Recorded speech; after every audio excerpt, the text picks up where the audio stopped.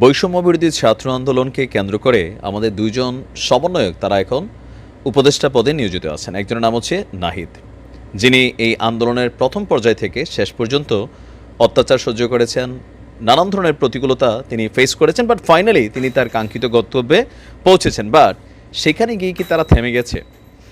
দর্শক, বাংলাদেশের প্রথম সারির গণমাধ্যম দ্য ডেইলি স্টারের মুখোমুখি হয়েছিল বর্তমানে আমাদের যেই উপদেষ্টা আছেন নাহিদ। সেখানে তাকে নানান ধরনের প্রশ্ন করা হয়েছিল যে এই আন্দোলনের আগে তাদের একটা রাজনৈতিক দল ছিল, গণতান্ত্রিক ছাত্র শক্তি। তো নানান প্ল্যাটফর্মে জানতে চাওয়া হলো যে আসলে বৈষম্যবিরোধী ছাত্র আন্দোলন কোন দিকে মোড় নিচ্ছে। তবে নাহিদের অ্যান্সারটার মধ্যে কিছুটা রহস্যময় অ্যান্সার ছিল। মানে 100% মেক শিওর না যে তিনি স্পষ্টত কোনটা বোঝাতে চাইছেন।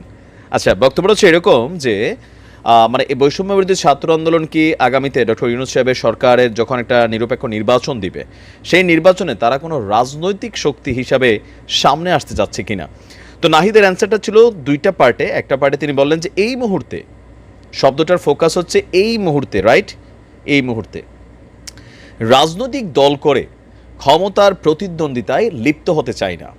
এটা হচ্ছে শব্দটা, আপনি আবারও খেয়াল করেন, এই মুহূর্তে মানে রাইট নাও কোনো রাজনৈতিক দল ঘোষণা দিয়া আপনার বিএনপি বা জামাত বা গণতান্ত্রিক মানে গণ অধিকার পরিষদ সহ আরও যে দলগুলো আছে তাদের হেডেকের কারণ, অথবা যে না দেখো এরা তো আন্দোলন করছে এরকম ক্ষমতায় যাওয়ার জন্য, এইটা এই মুহূর্তে চাচ্ছেন না। তো ভবিষ্যতে কি কোনো চিন্তাভাবনা আছে? ওই জায়গাতে তার বক্তব্যের অ্যান্সারটা হচ্ছে আপনার ডেইলি স্টারে তার ফুল সাক্ষাৎকারটা দেওয়া আছে। সেইখানে তিনি বলছিলেন, যদি বাংলাদেশের জনগণ মনে করে বা সামহাও ওই মুহূর্তে প্রয়োজন ফিল হয় যে ছাত্রদের কাছে জনগণের আকাঙ্ক্ষা আছে, দেন হয়তো কোনো একটা সিদ্ধান্ত আসতে পারে। তবে সিদ্ধান্ত আসলেও উপদেষ্টা নাহিদ কিন্তু নির্বাচন করতে পারবে না। তাহলে কারা করবে? সোজা হিসাব সার্জিস, হাসনাত সহ আরও যে বাকি সমন্বয়কদের সিদ্ধান্তটা আছে। বাট এখানে ওই যে বললাম না, রহস্যময়। বাট তার বাকি বক্তব্যের মধ্যে যে আজকের দিনে আমরা যে নাহিদদেরকে দেখছি, হুট করে দেখছি, তারা কি হুট করে উইরা এসে জুড়ে বসছে? না, নাহিদ বলছে যে এর আগে 2018 টু 2024 আজকের দিনে আমরা যারা নেতৃত্ব দিয়েছি, গত 5 বছর আমরা আমাদেরকে তৈরি করেছি। সো অনেকে যারা মনে করতেছেন নাক টিপলে দুধ বের হবে সার্জিসদের, এরা ভাই আসলে কি বোঝে, হয়তো ফ্লোতে আইসে এইসব কথাবার্তা বলতেছে। কিন্তু আপনার কাছে কি একবারের জন্য মনে হয় না যে এদের কথাগুলো কত গোছালো?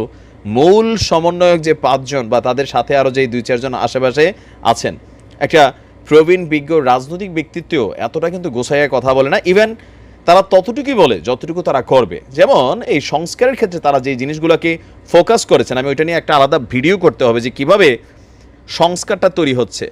এই সংস্কারে ধরেন বাংলাদেশের রাজনৈতিক ইতিহাসে গত 53 বছর যাবৎ বিএনপি আওয়ামী লীগ একটা জিনিস কখনো পরিবর্তন করে নাই। সেটা কি? একটু কমেন্টে লেখেন তো। পারেন নাই? আচ্ছা, সমস্যা নেই, এটা পরবর্তী ভিডিওতে দেখার জন্য অপেক্ষা থাকুন। বাট প্রশ্নটা হচ্ছে 53 বছরের শাসনামলে বা ইতিহাসে আমাদের যে রাজনৈতিক সরকারগুলো ক্ষমতায় ছিল, দুইটা দল একটা জায়গায় পুরো জাতির সাথে কিন্তু মানে এক ধরনের মজা নিচ্ছে। ইভেন এই জিনিসগুলো তারা এনজয় করছে। বাট নাহিদদের এই দলটা তারা সেই জায়গাগুলোতে হাত দিচ্ছে। তো এর পাশাপাশি রাজনৈতিকভাবে তারা আসলে কতটুকু গোছালো, নাহিদের ফুল সাক্ষাৎকারটা শুনে আমার কাছে মনে হলো যে এরা আসলে আজ থেকে ঠিক আগামী 5 বছর পরে কি করবে, কি করতে চায়, সেই চিন্তাটা তারা আজকে মাথার মধ্যে নিয়ে নিছে। ইভেন আজকে যে জায়গাটা আসছে, তারা 5 বছর যাবৎ একটা শ্রম, মেধা, গোছালো অবস্থান, ছাত্রদের সাথে যোগাযোগ, মানে ছাত্র সমাজের সাথে হয়তো তারা ফোকাস পায় না এইভাবে গণমাধ্যমে, যার কারণে আমরাও হয়তো চিনি নাই। কিন্তু যখন সামনে আসছে তখন মনে হচ্ছে একটা রেডি ফোর্স। তো এই রেডি ফোর্স আগামী 2 বছর পরে বা 3 বছর পরে একটা রাজনৈতিক সত্যি হিসাবে আত্মপ্রকাশ করলে বিএনপি বলেন, জামায়াত ইসলাম বলেন, গণ অধিকার বলেন, সবার জন্য কিন্তু একটা বিস্ফোরা হয়ে যাবে, মানে যারা পলিটিক্যালি ক্ষমতা চাচ্ছেন। আর পাশাপাশি যেহেতু এই 2টা বছর তারা বা 3টা বছর সময় পাবে, এই সময়টাতে তাদের যেই কর্মীরা বা সমন্বয়করা, এখন তো অনেক বিচি সমন্বয়ক বের হয়েছে, এদের কথা বাদ দিলে প্রকৃত সমন্বয়ক যারা, তারা কাজকর্মের মাধ্যমে আপনি দেখেন যে ট্রানস্যাকশন অথবা নানান ধরনের অ্যাক্টিভিটিস, এগুলো বাংলাদেশ নতুন দেখতেছে। কোনো রাজনৈতিক সরকারের কাছে মানুষ এইভাবে ত্রাণের মাল দেয় নাই, 11 কোটি টাকা পোলাপানের এই ডিব্বার মধ্যে ফালাই দিছে। এদের ট্রাস্ট লেভেলটা বুঝছেন, জাতিদেরকে কতটুকু ট্রাস্ট করে। একটা রাজনৈতিক দলের জন্য সবচেয়ে জরুরি হচ্ছে তার প্রতি মানুষের বিশ্বাস, আস্থা। সেই আস্থা এবং বিশ্বাসের জায়গাটা গত 1-1.5 মাসে পোলাপান যেভাবে জোগায় ফেলছে, আগামী 2-2.5 বছর যদি এভাবে চলে, আপনি নিশ্চিত থাকেন যে 100% নাহিদ হয়তো হইতে পারবে না, পরবর্তী সময় সেই উপদেষ্টা হইতে পারে ওই সরকারের, বাট সার্জিস এবং হাসনাতদের নেতৃত্বে নতুন কিছু একটা আসবে। আবার আশ্চর্য হব না যদি সেখানে ডক্টর ইউনূস সাহেব প্রধানমন্ত্রী হিসাবে ওনাকে বা রাষ্ট্রপতি হিসাবে তারা নিয়োগ দিতে চায়, কারণ রাষ্ট্রপতির পদটা যে কোনোভাবে নেওয়ার সুযোগ আছে। সো একটা মহাপরিকল্পনা করে পোলাপানে আগাইতেছে, হালকা নিয়েন না। অনেকটা সুসময় যাচ্ছিল বাংলাদেশ জামাত ইসলামের জন্য, কিন্তু এই সুসময়ের মধ্যে পরিস্থিতিকে অনেকটা ট্রোলিং ইস্যু বলেন, সমালোচনার ইস্যু বলেন, অথবা যেই পজিটিভ ফিডব্যাকটা ছিল সেইখানে অনেকটা নেগেটিভ ফিডব্যাক তৈরি করে দিয়েছে গোলাম আজম সাহেবের ছেলে ব্রিগেডিয়ার আজমি সাহেব। আপনারা জানেন যে ওনার একটা ইস্যু নিয়ে এই মুহূর্তে খুবই সমালোচনা হচ্ছে।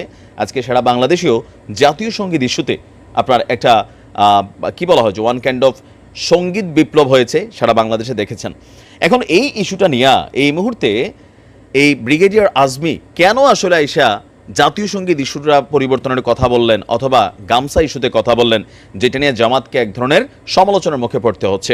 অনেকেই বলছেন যে এই মুহূর্তে জামাতের কোনো নেতৃত্বমূলক অবস্থানে আজমি সাহেব নেই, বাট তারপরেও যেহেতু গোলাম আজম সাহেবের ছেলে, স্বাভাবিকভাবে তিনার কথাবার্তা জামাতকে প্রভাবিত করবে। এই যখন পরিস্থিতি, পিনাকি ভট্টাচার্য কাউকেই যে ছাড় দেন না সেইটাই প্রমাণিত। আবার আমরা যদি দেখি ডক্টর পিনাকি ভট্টাচার্যের যেই লেখা বা তিনার যে ভিডিওগুলো, সেগুলোকে হালকা অ্যানালাইসিস করলে বোঝাই যায় জামাতের বিপরীতে তিনি আসলে বিএনপিকে ক্ষমতায় আনতে চান, বা তিনি মনে করেন যে জামাতের হাতে এই মুহূর্তে রাষ্ট্র নিরাপদ থাকবে না, মানে যে নতুন বাংলাদেশ, সেই বাংলাদেশে বিএনপিকে ক্ষমতায় আনা উচিত। তো ব্রিগেডিয়ার আজমিকে যথেষ্ট হোয়াইট ওয়াশ করেছেন, বাট গঠনমূলক বক্তব্য ছিল।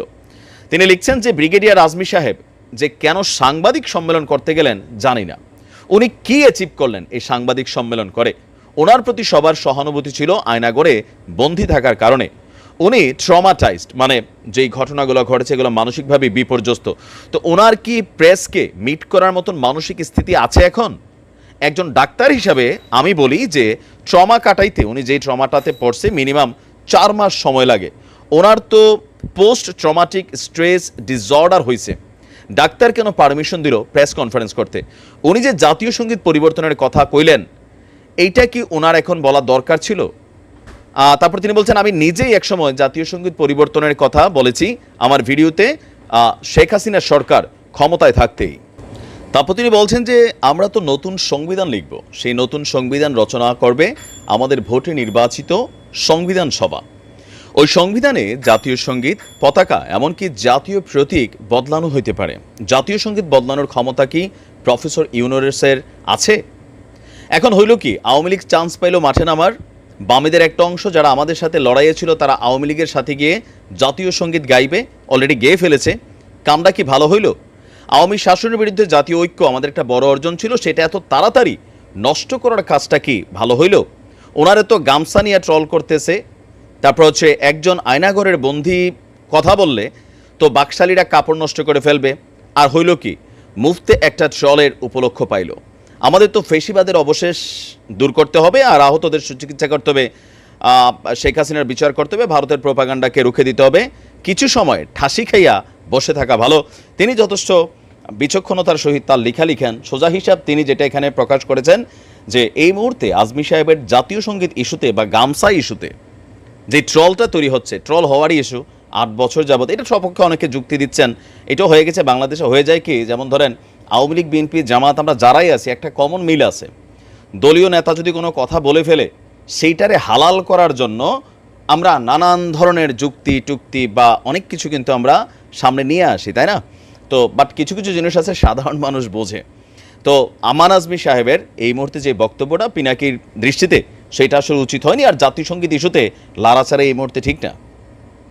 এখন এই বক্তব্যগুলা কোথাও না কোথাও তিনার এই স্ট্যাটাসটাও আমাদের জন্য নেগেটিভই হয়েছে।